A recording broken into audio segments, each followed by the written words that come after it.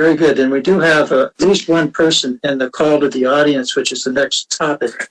Is Evan Scott Wright, or I guess Scott, on the line? Yes, sir, I am. Thank you for giving me an opportunity here.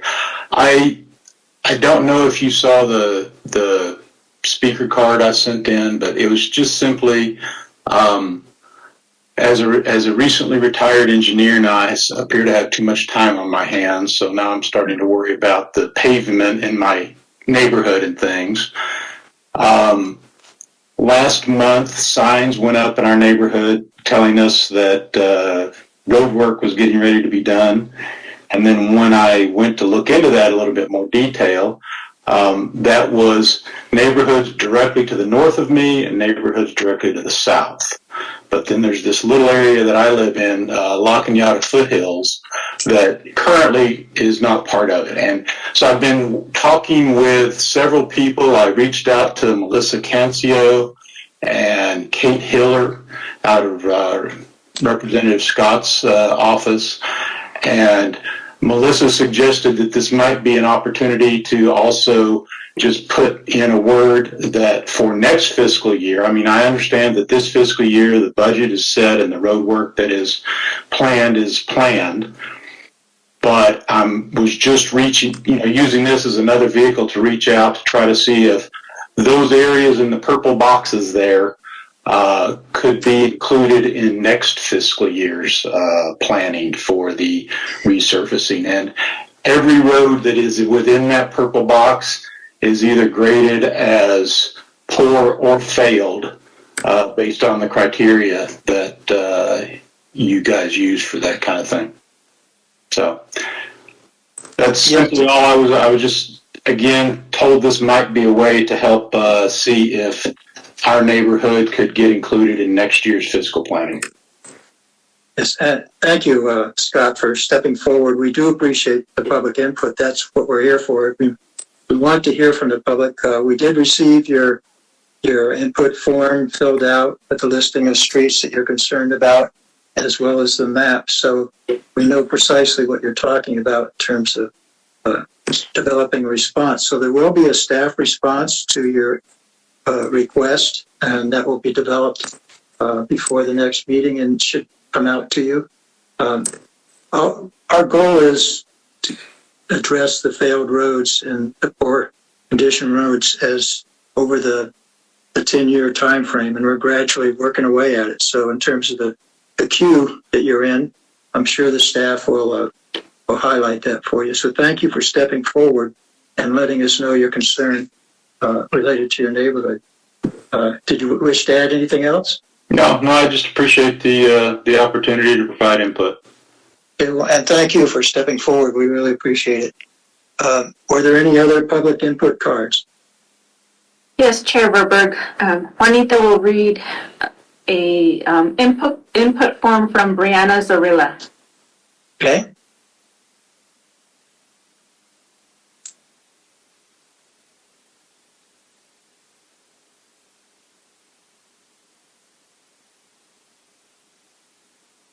Okay, I can go ahead and read it. I want to address the terrible road conditions we have in my neighborhood, Loma Alta Estates, and the adjoining neighborhood of Orange Grove Park. We are bordered by Harrelson Cross schools and several churches. The amount of traffic going through our neighborhood is substantial, and only Band-Aids have been made to cover the potholes and deteriorated asphalt. My car is currently in the shop, 2021 model, for a damaged strut caused by our roads. My husband's truck and had electrical issues from the rattling caused by the poor condition of our roads. My property taxes have risen to epic proportions over the years, and all we ask is to have a nice road so our kids can ride their bikes and our cars won't fall apart. We need action now. Every neighbor I've met has commented on this issue. Okay, is Brianna on the line? Take it not, since you read it.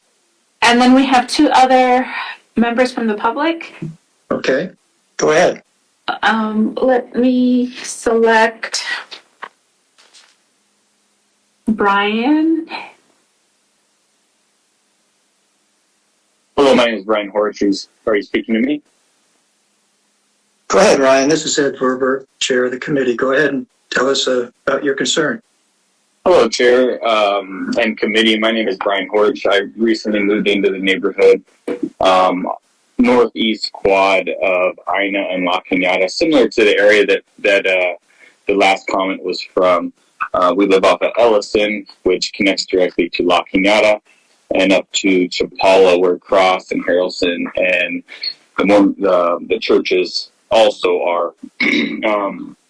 For the past 2 years, again, similar to, just to reiterate what Brianna had mentioned there, there's just been one Band-Aid, one pothole after another fixed on that road. I have family that live in the quad on the northwest quad off of Zaragoza, and they've had all their roads resurfaced. And to be perfectly honest, I believe that our roads handle significantly more traffic and are in a significantly more disrepair than theirs are, as well as just right out front of the school where kids are walking across the street in crosswalks, where if you drive that corner, you realize right away in your vehicle that you're just asking for some kid to be injured walking across the crosswalk, only the crosswalk, not to mention other parts of the road. But I would just request that our neighborhood, being that quad, the northeast quad of Ina and La Cañada, doesn't appear to be slated anytime soon for full pavement restoration, be added as a priority to next year's fiscal cycle. Hey, Ryan, thank you very much for stepping forward again. Appreciate your observations related to the conditions of the road, which we are working toward addressing all of them, of course. And we did revise the criteria to take into consideration sidewalks and schools and that sort of thing. So the staff, again, will prepare a response so you'll know, again, where things may play out in terms of the queues. So we appreciate your input and thank you for stepping forward. Thank you for your time, Chair and committee. Okay, thank you, Ryan. Annabelle, did we have one other person? One more, Scott Rice, please. Hi, committee. This is Scott Rice. I also live in that Orange Grove Park neighborhood off of Ina and La Cañada on the northeast side there. And over the years, we've watched, as Brian had mentioned, someone else had mentioned, we've watched the pothole division come through and, do what they can to repair these roads. But what ends up happening is they actually create a bump, making the roads, it may eliminate the pothole, but it creates bumps. And now it is just extremely rattly. But with that being said, we have a middle school, we have an elementary school. We have Harrelson Elementary, Cross. We have 4 churches, one being the Church of Latter-day Saints, which is extremely busy on that main drag of La Oesta, which also gets multiple buses a day feeding the elementary and the middle school there, including after-school events such as sports events. Heavily trafficked area, including that stretch of San Martin that goes from all the way across that entire Orange Grove Park neighborhood, is heavily trafficked with school buses. There's also a community pool, so there is a lot of traffic. The road is pretty atrocious, and I would challenge any one of you. I know you can look at Google satellites to go take a drive and take a look at it. I work in the community here and get a chance to go into all these neighborhoods. I see some of the really bad roads that we have. That I'm looking on the map here. Some of the ones that have been completed, they needed it. And being involved in the community, especially on the northwest side here, some of the roads that have been done needed it. But I can tell you that Harrelson area, that San Martin Drive, the Ellison, Orange Grove Park neighborhood is in disarray and definitely needs to put on a list. There's also washes off of Rosario that run across and wash out the roads. So the pothole division's constantly there. It is a nuisance for the neighborhood. I think Brian mentioned the crosswalk at Harrelson Elementary, right there at the quad. I've taken photos of it. I stand at that quad every day and pick up my sons, and I watch kids trip, but they're not paying attention because it is that just the crosswalk alone is that bad. So whatever it takes to not chip seal, but get that actually repaired the appropriate way, which we've seen done just across on the west side of La Cañada. I'm looking at the map, it looks like that was done, and we are just on the east side. So I just want to voice my opinion for that neighborhood. Having seen other neighborhoods, and I'm in the community constantly, it's pretty bad. And go take a look. But I appreciate your time, knowing that we have churches, schools, kids, and it's heavily trafficked. That's all I have for you guys, and I urge you to, put a stamp on that neighborhood.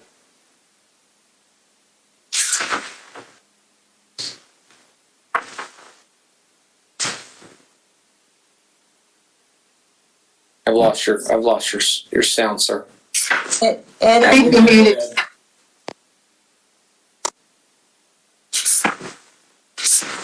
We clearly want to address all of these roads, so we'll be back in touch with you, and thank you for letting us hear from you about your concerns. Thank you for your time.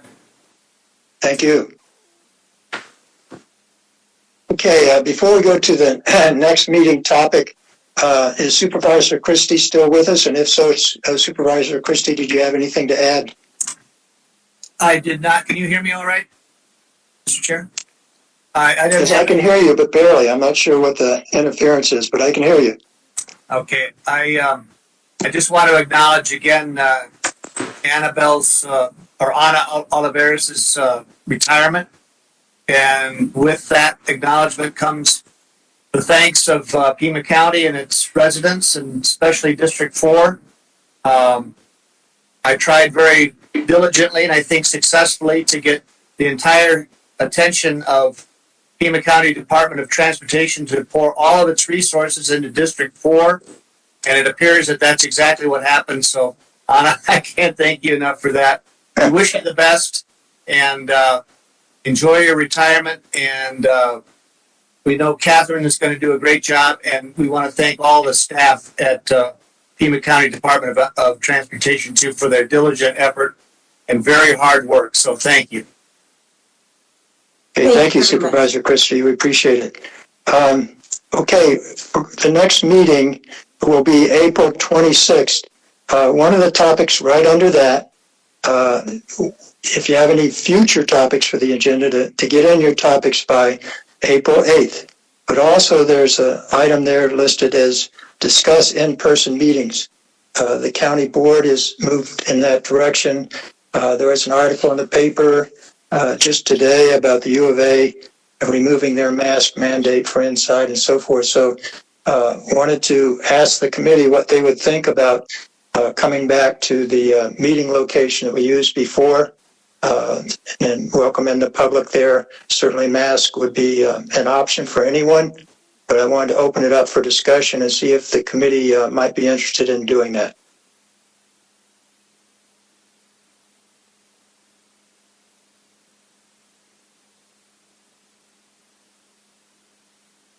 Oh, Mr. Chair, this is Tom Bresney. I'd like to place a motion that we return to in-person meetings starting in April. Okay, do we have a second to that motion? I second. Okay, any discussion? I'd like to ask. Yeah, Mr. Chair. Oh, Mr. Go ahead. Chair, sorry. This is Melissa Brand Dominguez. I just wanted to ask if there could still be an option for folks who would want to remote in. Well, let's ask Annabelle. Annabelle, could we do that also? Thank you, Chair. We did want to let you know that we reached out to the Abrams facility, and the big conference room is not available there indefinite until further notice, because they have their COVID clinic set up. So we did look into the basement conference room here at Public Works downtown. We're at 201 North Stone. It is available for us to conduct the meeting, and we are able to do a duo. We can do WebEx and we can do in person, a hybrid. Oh, okay, very good. That answers that question. Just a different location. Other questions or discussion? I had a comment. Go ahead, Albert. Yeah, with regard to the Public Works basement building, my experience back there was it's so far underground, you have no internet interconnectivity So you'd have to like provide the Zoom meeting from some location and, maybe on the fourth floor or something. You won't be able to provide it from the basement location.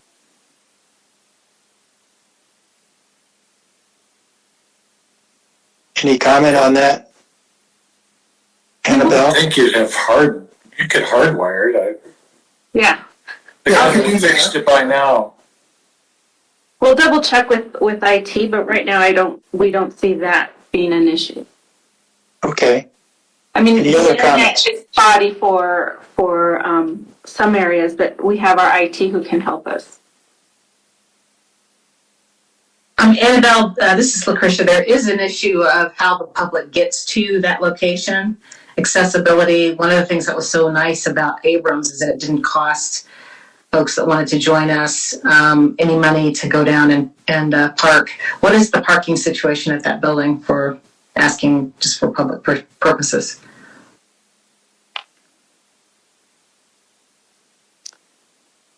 So we'll have to look into that. Right now, I know that the committee, we would be able to accommodate the parking in our public works garage, but we'll look into the remainder of the public. Thank you. Okay, assuming that can be addressed. Any other comments? This is Tom Bresney. Is the Board of Supervisors meeting room open during that time? We can look into that. We still have the same parking for the public. So I can give you options we can give the committee options in the next couple of days. I think the parking at the Public Works Building is a lot better than at the Board of Supervisors conference room there off of West Congress. There's no parking underground at the Congress location. You'd have to park in a parking lot to the south underneath the garage, and it's usually pretty well filled up.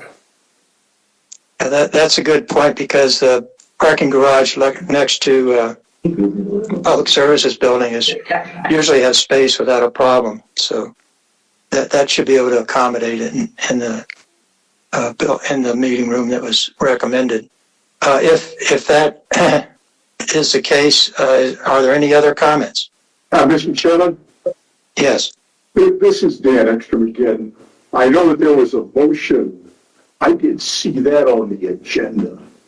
Do we have a potential violation of the open meeting law by acting on something that's not on the agenda? I'm sorry, could you repeat that? The motion that was made is not on the agenda, okay? I think it's a perfect motion to be made, but I'm just wondering whether or not we would be in violation of the open meeting law because it hasn't been posted. Well, it is listed on the agenda on topic 10. It says next meeting. It also says discuss in-person meetings. It says discuss, it doesn't say act on it. We can act on any items on the agenda, I would believe.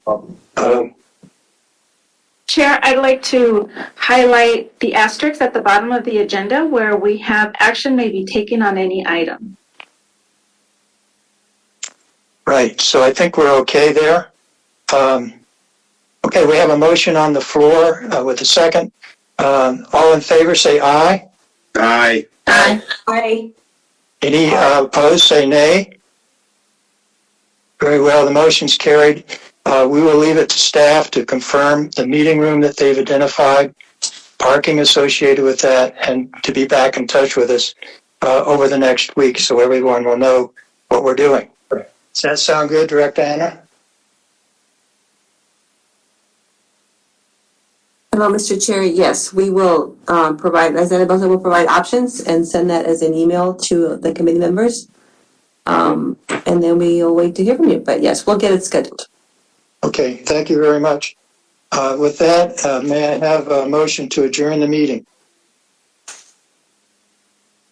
This is Lucretia. I move to adjourn. I'll second Tom Bresney. Okay, all in favor, say aye. Aye. Aye. Aye. Okay, thank you all for attending. I appreciate the excellent attendance. Look forward to having similar attendance at the next meeting, and we'll be doing it in person. So appreciate everybody's input. You have a great week. Thank you. Thank you. Okay, bye-bye.